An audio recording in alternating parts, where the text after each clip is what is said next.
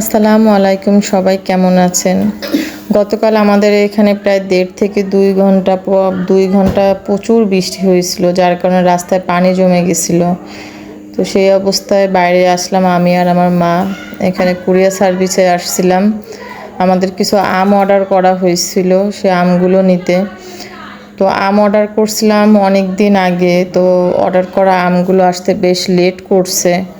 আর এদিকে তো আমাদের মেমোটাই খুঁজে পাচ্ছিল না, তো অবশেষে মেমো খুঁজে পেল। তো আমি আর মা আম নিয়ে রওনা দিলাম। তো এখানে শহরটা তো তেমন ভিডিও করা হয়নি, যতটুকু পারছি। তো এইটা হচ্ছে আমাদের যশোর কোতোয়ালি থানা। তো ইনশাল্লাহ অন্য একদিন মানে আমাদের যশোর শহরে ভিডিওটা করে আপনাদের দেখানোর চেষ্টা করব। তো আমি আমার বাসায় আর যাইনি, আম নিয়ে সোজা বাবার বাসায় চলে আসছিলাম আম নিয়ে।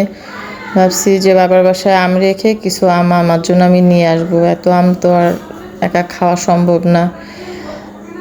তো কুরিয়ার সার্ভিসে আমগুলো আসতে 5-6 দিন লেট করাতে বেশ 4-5টা আম আমাদের এখানে নষ্ট হয়ে গেছিলো। তো মা সেই আমগুলো আলাদা করে ফেলতেছে।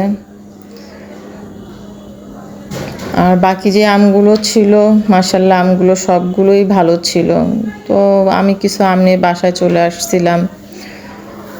তো সেইভাবে কোনো ভিডিও করা হয়নি, এত ভিডিও আসলে অনেক লং হয়ে যাচ্ছে। আর বৃষ্টিতে আজ প্রচুর ভেজা হয়েছিল, যার কারণে গায়ে একটু জ্বর জ্বর অনুভব হচ্ছিল। এই কারণে আর তেমন ভিডিও কিছু করা হয়নি, অল্প কিছু ভিডিও করা হয়েছে।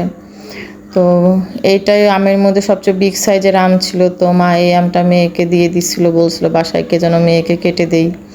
তো মাশাল্লাহ আমটা তো দেখতে পারতেছেন কত সুন্দর হয়েছে, আর খেতেও খুব মজাই ছিল আমটা।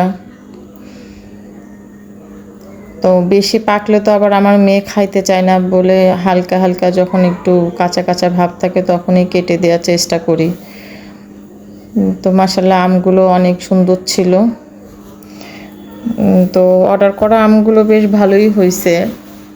তো আজকে এই পর্যন্ত। ভিডিওটি ভালো লাগলে অবশ্যই একটা লাইক, কমেন্ট, সাবস্ক্রাইব করে দিবেন।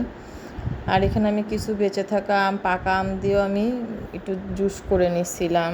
তো আল্লাহ হাফেজ।